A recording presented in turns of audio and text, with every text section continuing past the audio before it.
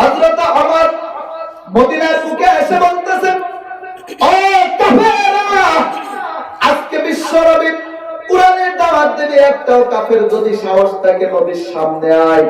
হযরত ওমরের হুঙ্কার দেখে, চেহারা দেখে হাজার হাজার লক্ষ লক্ষ মানুষ মুসলমান হয়েছে। আজকে যারা নেতামি করো, তোমার নেতামি যদি মসজিদের পক্ষে হইতো, ইসলামের পক্ষে হইতো, তোমার দেখে হাজার হাজার বেঈমান ইসলামের পথে আসতো, ঠিক কিনা? এই যুবক, কলিজার টুকরা যুবক, আমি আজকে প্রায় 5টা বছর এই ময়দানে কথা বলি গোটা বাংলাদেশে। আমার প্রতিদিন কথা থাকে যুবকদেরকে নিয়ে, কারণ আমিও যুবক। আমার বয়স কেবল 23 করে 24 হয়েছে। আমিও তো যুবক, তোমাদের মতো তো যুবক। আল্লাহর কসম, তোমরা যদি, আমি বলি না তোমরা বড় বক্তা হও, আমি বলি না তুমি বড় মাদ্রাসায় লেখাপড়া করো, লাগবে না। আমি বলি না তুমি বড় বক্তা হও, তুমি এসপি হও, ডিসি হও, কিন্তু কোরআনের পক্ষে কথা বলো, আল্লাহর কসম সে কোনদিন ঘুষ খাবে। জামি মসজিদের উদ্যোগে বাশিরুত তাফসীরুল কোরআন মাহফিলের সমাপনী রজনীর স্বনামধন্য সভাপতি সাহেব জনাব মোহাম্মদ কাউসার মোল্লা, আতালাল্লাহু উমরাহু ওয়া বারাকাল্লাহু ফি হায়াতি, জোরে বলি আমিন। আজকের মাহফিলের বিশেষ বক্তা আমার আগে যে আলোচনা রেখে বর্ণনা করেছেন বিশিষ্ট ইসলামী চিন্তাবিদ বড় ভাই হাফেজ হযরত মাওলানা হাবিবুল্লাহ সাহেব, আল্লাহ তাকেও কোরআনের জন্য কবুল করুক, জোরে বলেন আমিন। আজকে মাহফিলের সম্মানিত প্রধান অতিথি বিশিষ্ট ইসলামী চিন্তাবিদ, আন্তর্জাতিক খ্যাতিসম্পন্ন মুফাসসির কোরআন, সবাই পরিচিত মুখ নাকি, জনাব হযরত মাওলানা মুহাম্মদ মুতাসিম বিল্লাহ, আল্লাহ তাকেও কোরআনের জন্য কবুল করুক, জোরে বলেন আমিন। আলোচনা শুরুর আগে একটা কথা আপনাদেরকে আমি বলি, ভাই,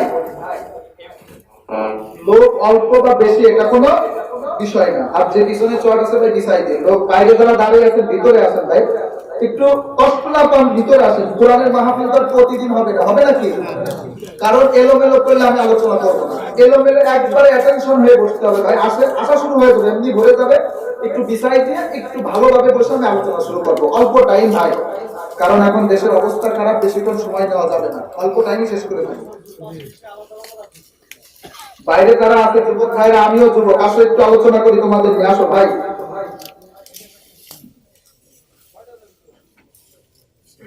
ভিতরে আমরা বসে পড়ি, একটু খেয়াল করেন। মহান আল্লাহ রাব্বুল আলামিনের প্রতি লাখ কোটি শুকরিয়া যে রব্বে কারীম আমাদেরকে হাজারো ব্যস্ততার মধ্য থেকে কোরআনের মাহফিলে এসে বসার সুযোগ করে দিলেন। সকলে বলি আলহামদুলিল্লাহ।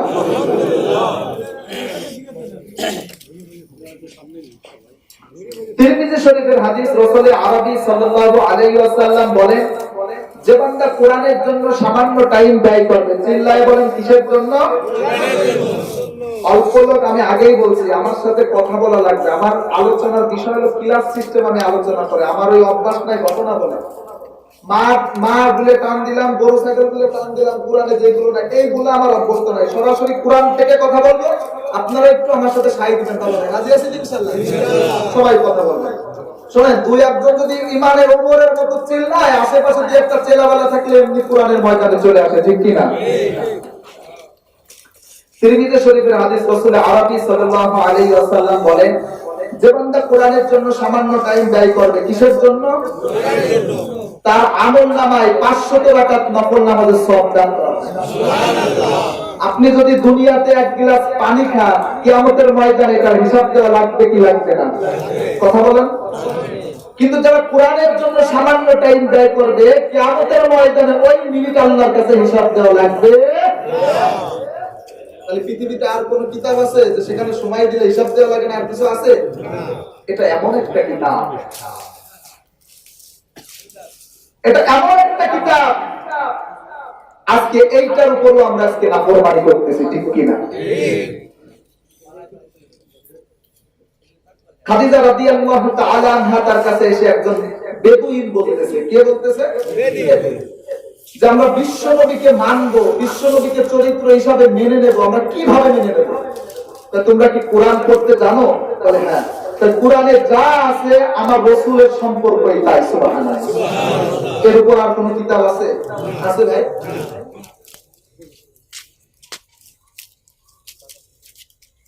আল্লাহ রাব্বুল আলামিন বলেন ইত্তাবিউ মা উনজিলা ইলাইকুম মির রাব্বিকুম ওয়া লা তাত্তাবিউ মিন দুনিহি আউলিয়া قليلا ما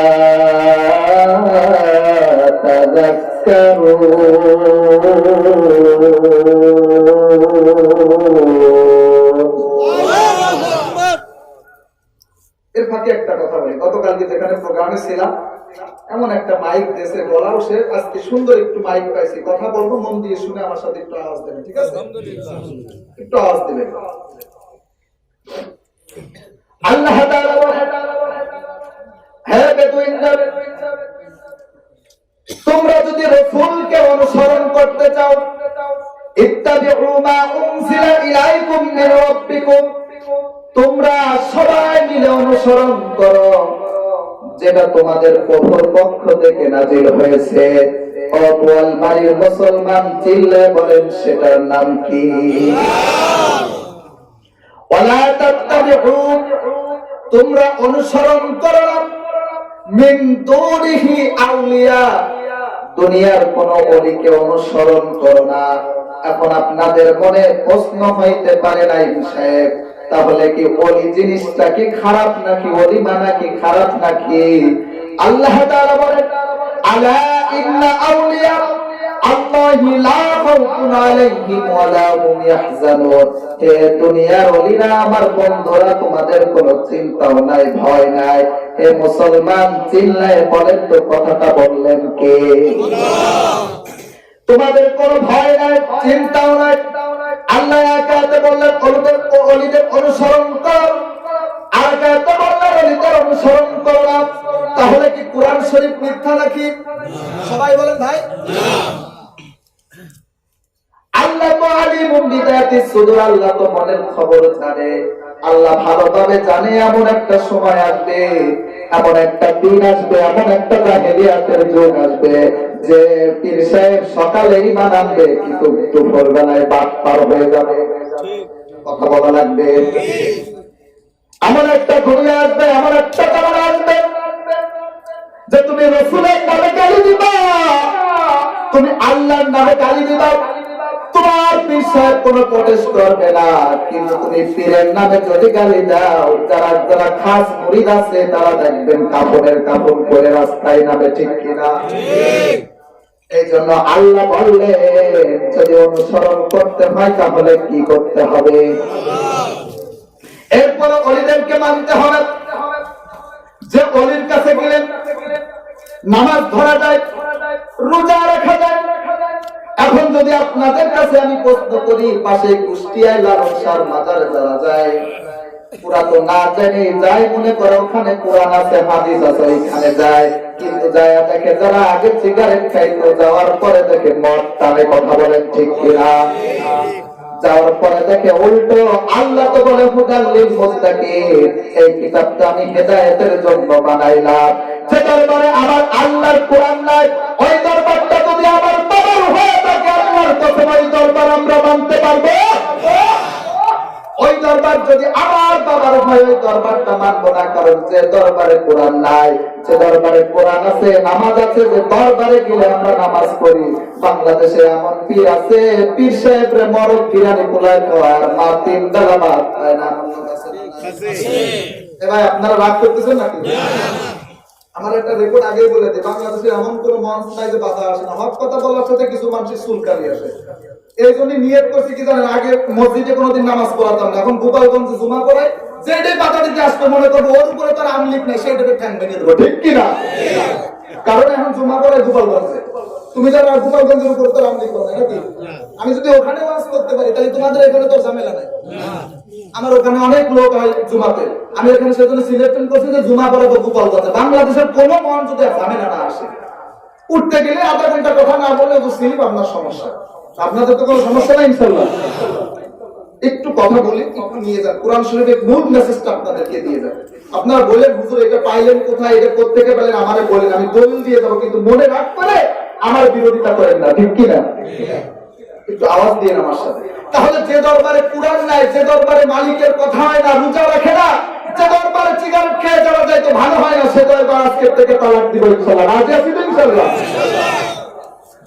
তাহলে আজকে আমার আলোচনার বিষয়টা হলো মুসলমান দাবি করে কারা কারা জাহান্নামে যাবে। মুসলমান দাবি করে আল্লাহ তাআলা কি জাহান্নাম কি মুসলমানদের জন্য বানাইছে? সবাই বলে জাহান্নামটা তৈরি হয়েছে ইহুদি খ্রিস্টান নাসারা যারা মুনাফিকদের জন্য, ঠিক কি না? আর মুসলমান দাবি করে কারা কারা জাহান্নামে যাবে একটু দেখেন। চারটা কারণে মুসলমান দাবি করে জাহান্নামে যাবে। কয়টা কারণে? সবাই বলেন চারটা কারণে। আল্লাহ তাআলা বলেন ফি জান্নাতি ইয়াতাসাআলুন, তারা থাকবে জান্নাতে। তারা কোথায় থাকবে? এখানে আল্লাহ কারো নাম উল্লেখ করে না। আল্লাহ কি বলছে এই হুজুর থাকবে জান্নাতে এরকম বলছে নাকি? নাম উল্লেখ করে না। আল্লাহ বলছে তারা থাকবে জান্নাতে। যারা জান্নাতে থাকবে এদের জান্নাতের ভিতর অনেক বড় ফিলার আল্লাহ তাআলা করে দেবে। তখন ফিলারের বেলকুনিতে এসে জাহান্নামের দিকে নজর যাবে। জাহান্নামের দিকে যখন তাকায় তখন তাকায় দেখে আমারই বড় দাদা, আমারই বড় চাচা, আমারই বড় ভাই জাহান্নামের আগুনে পড়তেছে।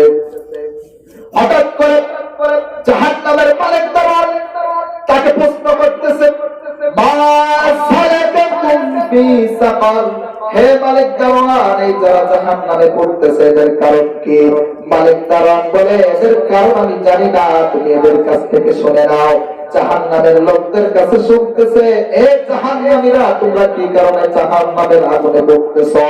জাহান্নামের সবাই এক বাক্যে জবাব দেয়, ক্বালু লাম নাকু মিনাল মুসাল্লিন।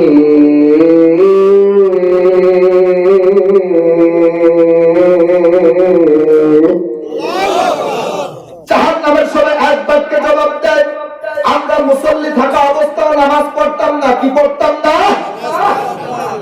চতুলের মুসলমান এই গ্রামে নামাজে আছে না নাই? দাপট বেশি না কম? কিন্তু যারা নামাজি এদের দাপট থাকার কথা ছিল মসজিদে, কিন্তু শুক্রবারে একদিন বগলে যাই নামাজটা নিয়ে কাশে আর বলে হুজুর এসে গেছি। কথা পাঠ ঠিক কিনা? এই রেলের পাশে বসে মদ খাই, এক সপ্তাহ 6 দিন আর 7 দিনের মাথায় মসজিদে যায়। ওই যে হুজুরের ভেতরে বেশি এমন মুসলমান সমাজে কম না বেশি? মুসলমান একটু জেনে রাখে যারা বেনামাজি এরা থাকবে কোথায়? জাহান্নামে। কোথায়? মুসলমান দাবি করে চারটা কারণে জাহান্নামে যাবে। তার প্রথম কারণটা হলো বেনামাজি। প্রথম কারণটা কি? যারা নামাজ পড়ে না এরা মানুষ হত্যা করাচ্ছেও খারাপ কাজ, জিনা করাচ্ছেও খারাপ কাজ, চিল্লায় বলেন জানাবেন কে? হযরত মুসা আলাইহিস সালাতু ওয়াস সালাম জামানার পয়গম্বর, তার কাছে একটা যুবতী মহিলা এসে বলতেছে, ও জামানার পয়গম্বর, আমি তো জিনা করেছি, গর্ভবতী হয়েছি, মানুষ হত্যা করে ফেলেছি, বাচ্চা ডেলিভারি দিয়ে আসার দিয়ে মেরে ফেলেছি, আমার মতো জঘন্যতম মহিলা কি আর এই দুনিয়াতে আছে?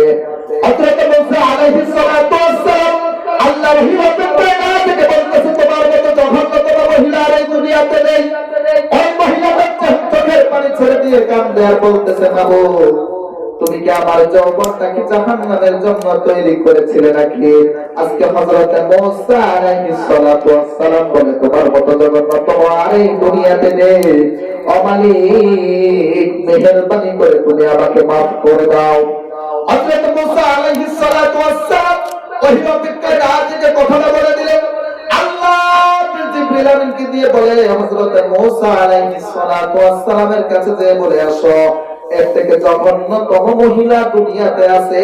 তারা কারা? যারা সুস্থ থাকা অবস্থাও নামাজ পড়তো না। কি পড়তো না? হাদিসে এসেছে মানুষ হত্যা করাচ্ছে খারাপ কাজ, জিনা করাচ্ছে খারাপ কাজ, তারা নামাজ পড়ে না। যুবক ছেলেরা, তোমরা যদি নামাজি হয়ে যাও, তোমরা যদি মসজিদ প্রিয় হয়ে যাও, আল্লাহর কসম ওই সমাজে ওই গ্রামে বেনামাজি আর খুঁজে পাওয়া যাবে না। কথা বলেন ঠিক কিনা? আমরা মনে করি চামড়াটা ঢিলা হয়ে যাবে, আমরা লাঠি যখন আমার হাতে আসবে তখন আমি মসজিদে যাব। কিন্তু কথাটা এমন না, মসজিদে যাওয়া লাগবে যুবক বয়সে। 7 শ্রেণীর মানুষ কিয়ামতের ময়দানে আরশে আজিমের নিচে ছায়া পাবে। তার ভিতরে একটা কারণ আমার আল্লাহ বলে, যারা যুবক বয়সে ইবাদত করে। কোন বয়সে? এই যুবক যদি তুমি ঠিক হয়ে যাও, এই যুবকরা যদি নামাজি হয়ে যায়, এই যুবকরা যদি ইসলাম বিরোধী হয়ে যায়, ওই গ্রামে যদি কোনো ইসলাম বিরোধিতা থাকে, ওই যুবকের নামাজের কারণে ওই লোকটা বেশি দিন ঠিক তাওয়াক্কুল করতে পারবে না। কথা বলেন ঠিক কিনা? মুসলমান 4টা কারণে মুসলমান দাবি করে জাহান্নামে যাবে। চিল্লায় বলা লাগবে প্রথম নাম্বার কি কারণ? আরো জোরে। যারা নামাজ পড়ে না, আল্লাহ তাআলা বলেন ফি জান্নাতি ইয়াতাসাআলুনা আনিল মুজরিমিন মা সালাকাকুম ফি সাকার ক্বালু লাম নাকু মিনাল মুসাল্লিন। যারা মুসাল্লি থাকা অবস্থাও নামাজ পড়তো না, আমরা সবাই ইনশাআল্লাহ নামাজ পড়ব তো ইনশাআল্লাহ। এই যে পড়বেন হাত উঁচু করেন, লিল্লাহি তাকবীর। সবাই জোরে লিল্লাহি তাকবীর। আল্লাহ তাআলা আমাদেরকে কবুল করুন, জোরে বলেন আমিন। একটু মনোযোগ দিয়ে, এখন লোক আসতেছে, সরাসরি কোরআন থেকে কথা বলতেছি। আপনাদের কি কষ্ট লাগতেছে না? হ্যাঁ, কোনো কষ্ট লাগতেছে না? এখন আপনারা কোরআন থেকে কথা শুনবেন এবং আমাকে উত্তর দেবেন।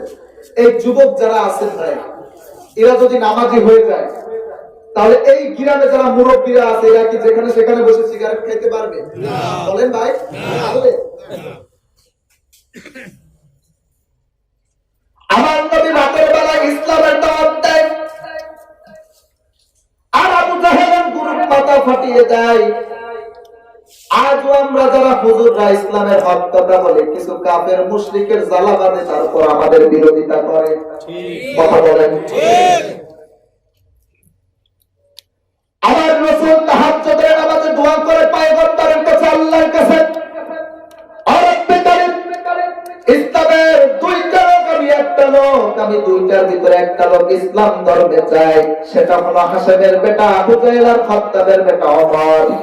এই 2টা লোকের একটা লোক যদি ইসলাম গ্রহণ করে, আমি আর পলাইয়া ইসলামের দাওয়াত দিব না। ও মালিক, এই 2টা লোকের একটা লোক আমি ইসলামের জন্য চাই। কয়টা লোক? হঠাৎ করে ফজরের নামাজের পর হযরত ওমর তরবারি নিয়ে নবীর দিকে দৌড়ায়।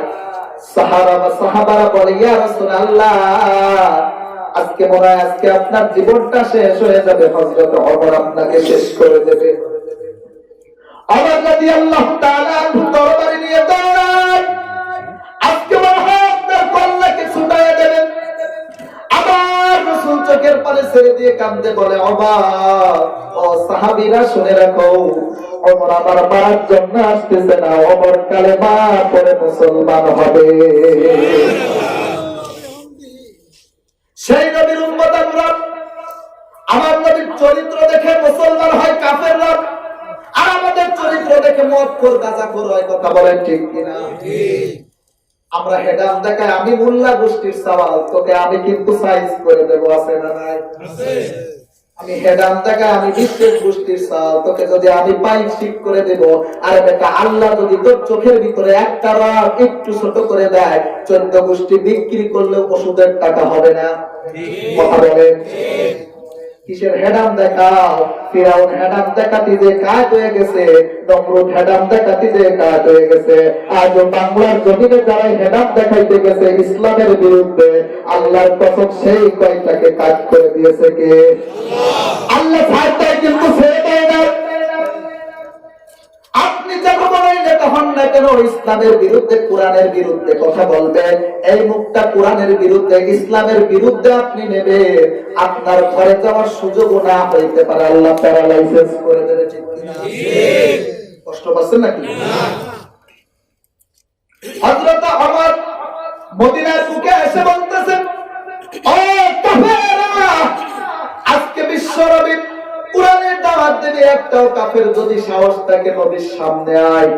হযরত ওমরের হুঙ্কার দেখে, চেহারা দেখে হাজার হাজার লক্ষ লক্ষ মানুষ মুসলমান হয়েছে।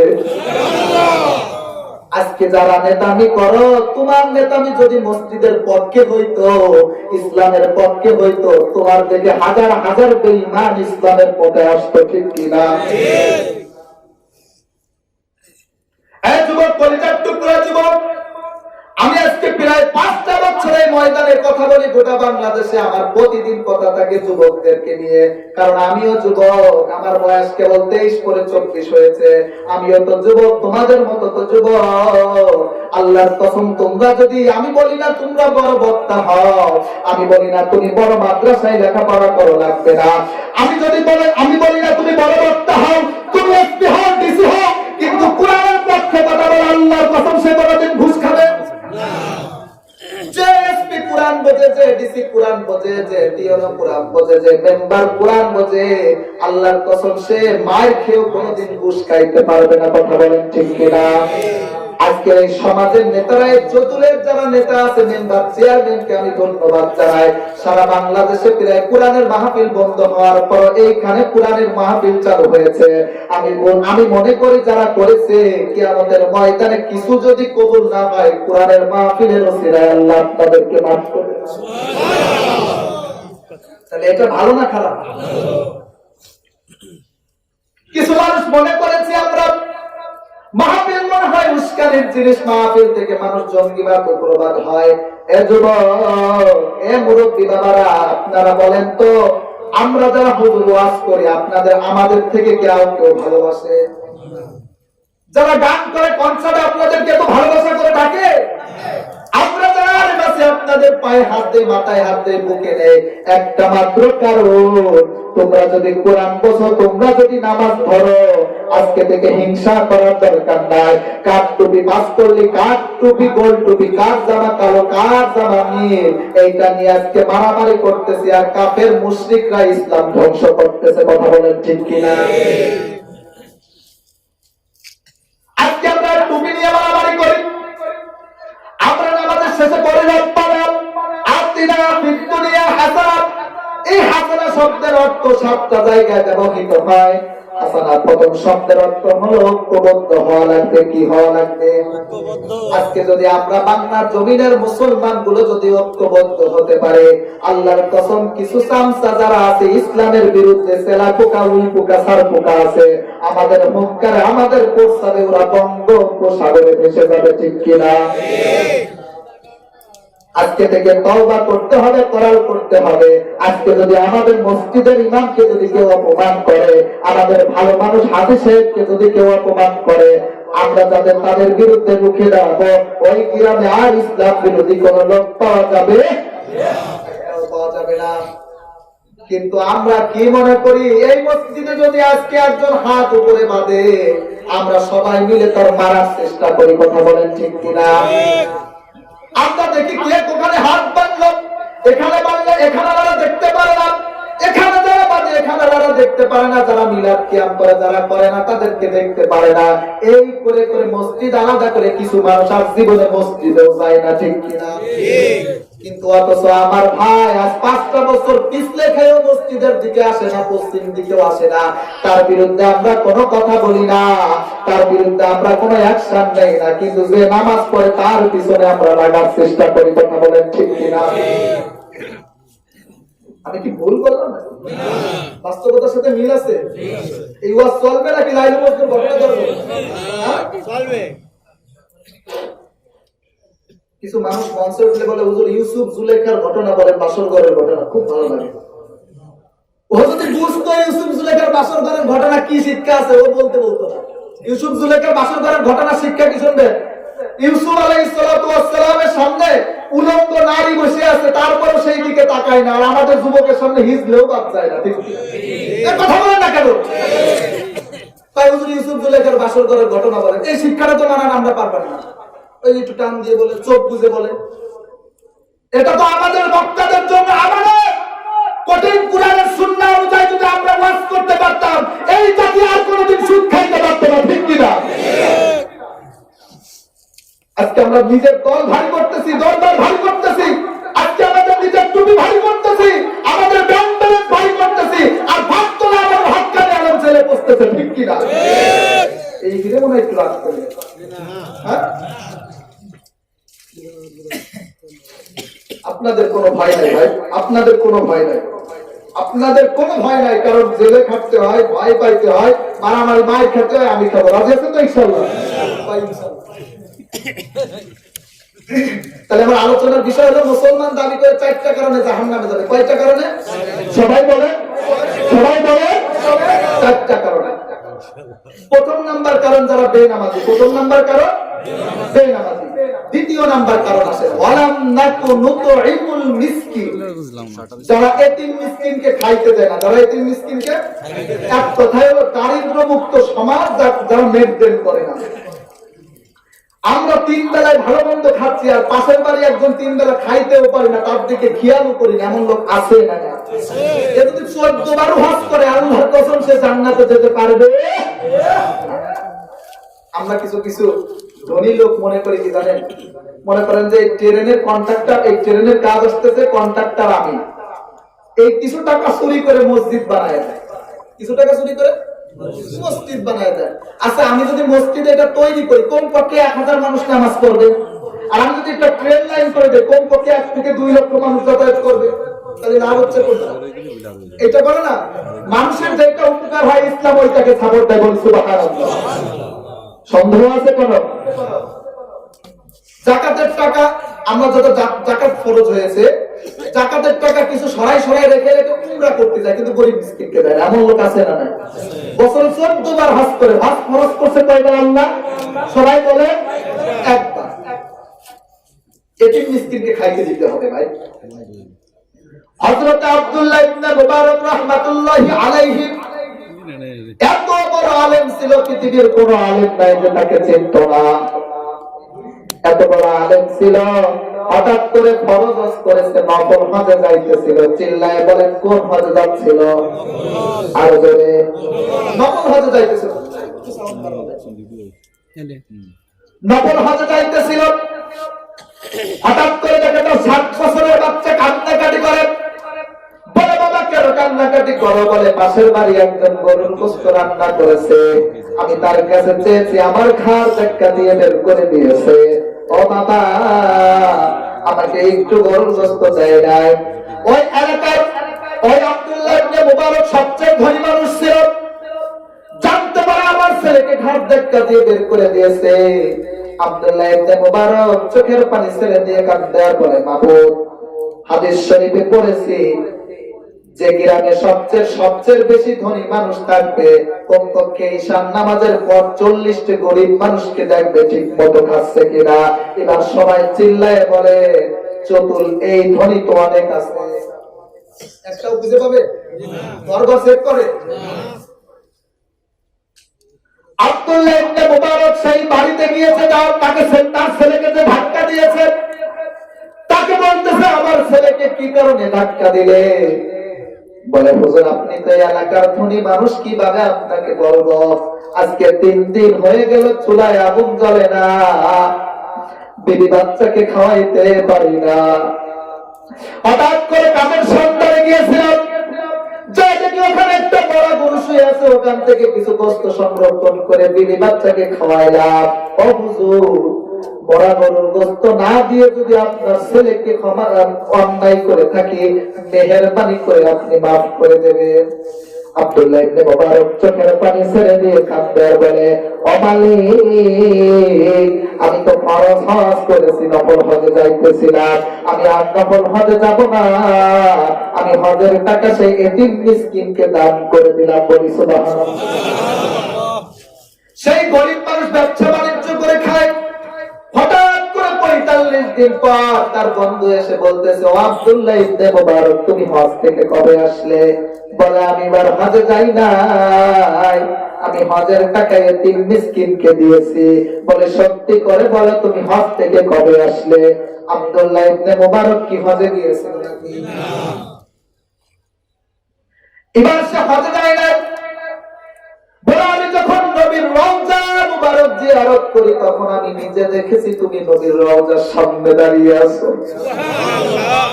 আমি যখন মক্কা শরীফ তাওয়াফ করি, ও আব্দুল্লাহ ইবনে মুবারক, আমি নিজে দেখেছি তুমি মক্কা শরীফ তাওয়াফ করতেছো। বলে আমি তো এবার হজ যাই নাই। আল্লাহ তাআলা ফেরেশতাদের মাধ্যমে ওই রাতে তাকে স্বপ্ন দেখায়, ও আব্দুল্লাহ ইবনে মুবারক, তুমি হজ যাই নাই তো কি হয়েছে?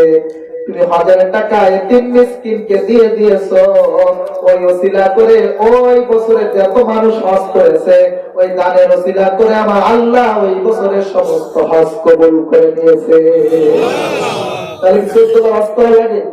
একবার হজ করে বাকি টাকাগুলো আপনি এতিম মিসকিনকে খাওয়া, আল্লাহ আরো খুশি হয়ে যাবে। বলি সুবহানাল্লাহ। আমরা হজ করি যারা কোটিপতি, কিন্তু গরিব মানুষকে দেখি না। বর্তমান সময়ে বাংলাদেশের গরিব মানুষের আর বাইসে থাকার সময় আছে না? এমন একটা সময় হয়ে গেছে বর্তমান সময়ে, আমরা যারা গরিব মানুষ আছি এদের দিকে কেউ খেয়াল করে না, ঠিক কিনা? মুসলমান, এটা মুসলমান না। আপনি যতবার নামাজ পড়তে পড়তে কপালটা কালো করে ফেলার, আর এতিম মিসকিনকে যদি না খাওয়ান, এক ওয়াক্ত আল্লাহর দরবারে নামাজ কবুল হবে? পৃথিবীর কোন আলেম এটা খণ্ডিত করতে পারবে? এই জন্য আমরা নামাজ পড়ার সাথে সাথে আমরা এতিম মিসকিনকেও দেখবো। তাই মুসলমান দাবি করে কয়টা কারণে জাহান্নামে যাবে? সবাই বলে। তার প্রথম নাম্বার কারণ কি? শুনেন, আমার থেকে এখানে অনেক জ্ঞানী মানুষ বসে আছে, কিন্তু এখন এই 1-1.5 ঘন্টা আপনারা কিন্তু আমার ছাত্র। আমি যা বলবো ছাত্রের মতো উত্তর দেবেন। বাবা রাজি আছেন তো ইনশাআল্লাহ? প্রথম নাম্বারটা কি? এটা একটা ক্লাস। প্রথম নাম্বারটা কি? বেনামাজি। দ্বিতীয় নাম্বারটা কি? এতিম মিসকিনকে খাইতে দিত না। ইনশাআল্লাহ মুখস্থ করে ছাড়বেন। ওয়ালাম নাকুনু তুইমুল মিসকিন ওয়া কুননা নাখুদু মাআল খাইদিন। যারা সমালোচনায় লিপ্ত থাকে, যারা সমালোচনায়, এই গ্রামে আমি জানি সমালোচনা নাই, সেজন্য এটা বাদ দিয়ে দিলাম। নাকি আছে? আমি তো জানি যে এই গ্রামে সমালোচনা নাই। হাই রে সমালোচনা! হুজুর আপনাকে খুব ভালোবাসে, আপনার জন্য জীবন দেব। আবার একটু পরে চার দোকানে যে বলে, ওই হুজুরে যদি একটু ধ্যান মানতে পারতাম।